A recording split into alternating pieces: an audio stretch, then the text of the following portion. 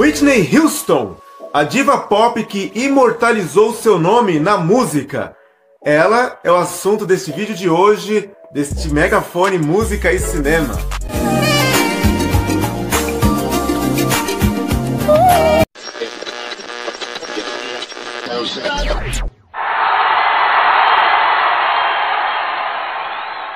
Whitney Elizabeth Houston nasceu no dia 9 de agosto de 1963.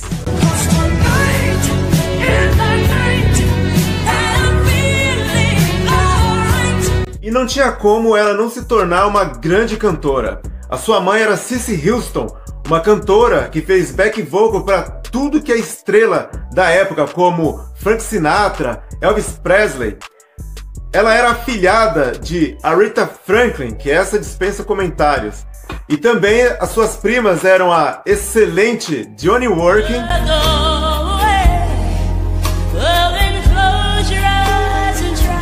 e Didi Warwick.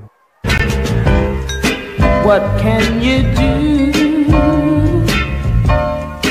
What can you say? Aos 11 anos, Whitney cantava no coral de igreja. Depois, ela começou a aperfeiçoar sua voz com a ajuda de sua mãe. Sua mãe, vendo o potencial da filha, começou a ajudar muito. Depois, Whitney saiu de casa e foi morar com a sua namorada, a Robin Crawford, que ajudava muito a Whitney, mas a família não gostava dessa relação, ainda mais por serem de família religiosa e conservadora. Eles falavam que Robin era uma aproveitadora, ainda mais porque Whitney estava começando uma carreira bem sucedida como modelo. Whitney continuou investindo na música e começou a ser backing vocal da banda da sua mãe. A sua mãe se apresentava em boates, casas noturnas em Nova York. E foi numa dessas apresentações, numa casa noturna que era pequena, mas que estava lotada, no dia marcado de um show, a sua mãe, Cissy Houston, ela não apareceu. A banda estava lá esperando, Whitney também com os outros back vocals esperando a mãe não chegava, todo mundo começou a ficar preocupado. Whitney ligou para a mãe querendo saber o que aconteceu, porque a mãe não era de faltar em shows. E foi quando a mãe disse que estava com problema na garganta, sem voz, e que Whitney teria que cantar no lugar dela naquela noite. No outro dia de manhã, quando Whitney ligou para a mãe para dizer que a apresentação tinha sido ótima, ela percebeu que a mãe estava com a voz normal. E na verdade, Cissy Houston enganou a filha dizendo que estava doente, porque foi um jeito que ela achou de fazer Whitney se apresentar como uma cantora solo. E isso foi uma jogada de mestre, deu tão certo que depois dessa apresentação, Whitney assinou o contrato com a Arista Records. Em 1983, Whitney foi contratada pela gravadora. O seu empresário, Clive Davis, começou a investir pesado na produção, tanto que o disco levou 2 anos para ficar pronto. Só foi lançado em 1985 e passou um pouco despercebido. Mas com uma jogada de marketing, com bastante divulgação, Whitney apareceu na TV pela primeira vez. Estas imagens que vocês estão vendo foi a primeira vez que Whitney apareceu na televisão. E depois disso, o álbum começou a vender tanto que bateu todos os recordes. E Whitney Houston foi considerada a primeira artista a ter um álbum de estreia mais bem sucedido da história.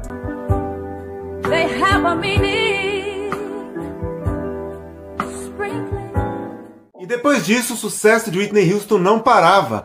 Cada disco que ela lançava era sucesso, era recordes. Ela era indicada para tudo quanto era prêmio e ganhava.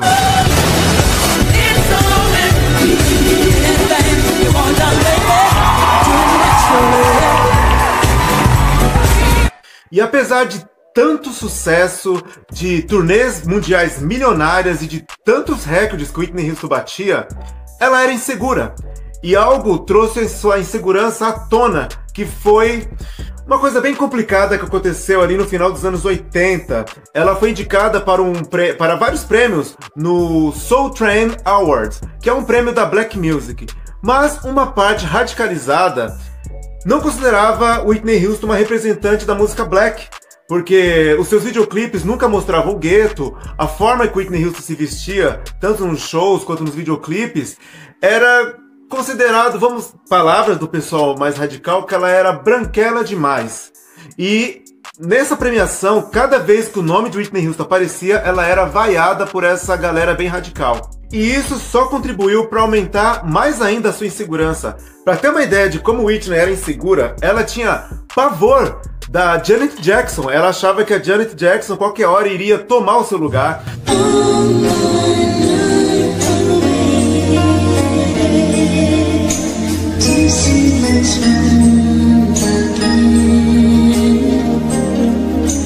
Quando o grupo C+C Music Factory apareceu, Whitney achava que eles iriam fazer tanto sucesso que ela ia ficar esquecida.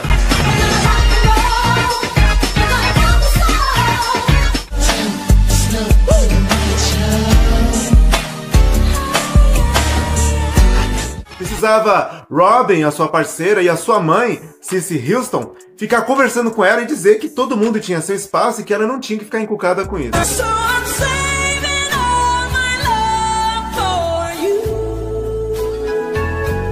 E o sucesso de Whitney só crescia cada vez mais.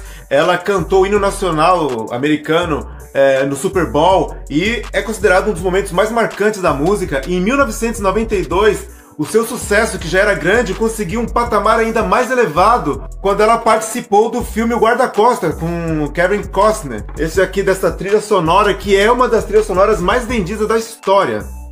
E a canção I Will Always Love You se transformou num sucesso tão grande que imortalizou. Essa música foi imortalizada por Whitney Houston.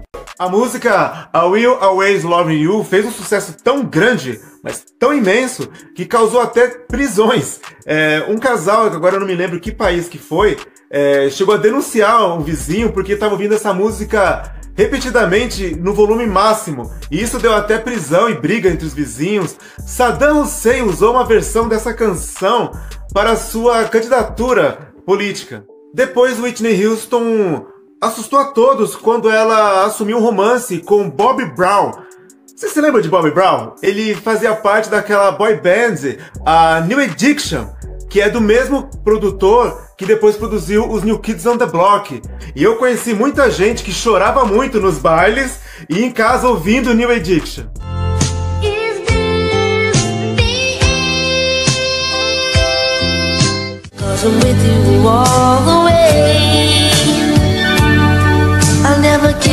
E esse relacionamento com Bobby Brown causou uma certa polêmica porque Whitney era vista como uma boa moça e Bobby Brown, ele depois saiu do New Edition, ele seguiu uma carreira solo e era visto como bad boy. O seu relacionamento com Bob foi algo bem cheio de polêmicas porque havia muita traição, muitas brigas, muitas agressões físicas e algo que as pessoas não sabiam, que desde o início da carreira de Whitney Houston, ela e sua equipe usavam e abusavam de álcool e de drogas pesadas. Mas isso ninguém sabia. Isso começou a vir à tona, principalmente no início dos anos 2000. Isso ficava cada vez mais evidente na aparência de Whitney Houston. Antes de uma garota muito bonita, ela começou a aparecer com uma magreza que não era saudável, a sua fisionomia era cada vez mais envelhecida e todo mundo percebeu que algo errado tinha ali. E depois saiu na imprensa de que Whitney era viciada em drogas pesadas. E infelizmente, nos anos 2000, a carreira de Whitney Houston, ninguém falava mais de suas músicas, era só de suas polêmicas e da sua conturbada vida pessoal. E com tantos abusos, Whitney Houston acabou perdendo a voz. E quando ela saiu em turnê, ela fez algumas apresentações que foram um vexame, ao ponto dela perceber que a sua carreira como cantora tinha acabado. Então Whitney começou a pensar em investir a sua carreira no cinema. E ela estava preparando a sua volta por cima, quando infelizmente em 11 de fevereiro de 2012, ela foi encontrada morta numa banheira no hotel em Beverly Hills.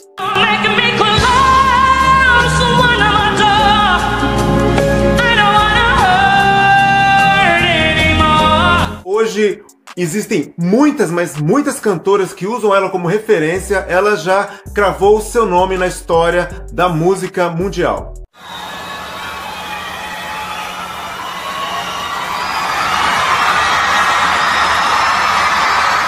Eu sou Ivo Evangelista, este é o canal Megafone Música e Cinema. Espero que vocês tenham gostado. Não esqueça de dar seu like e de se inscrever no canal. Um abraço e até a próxima.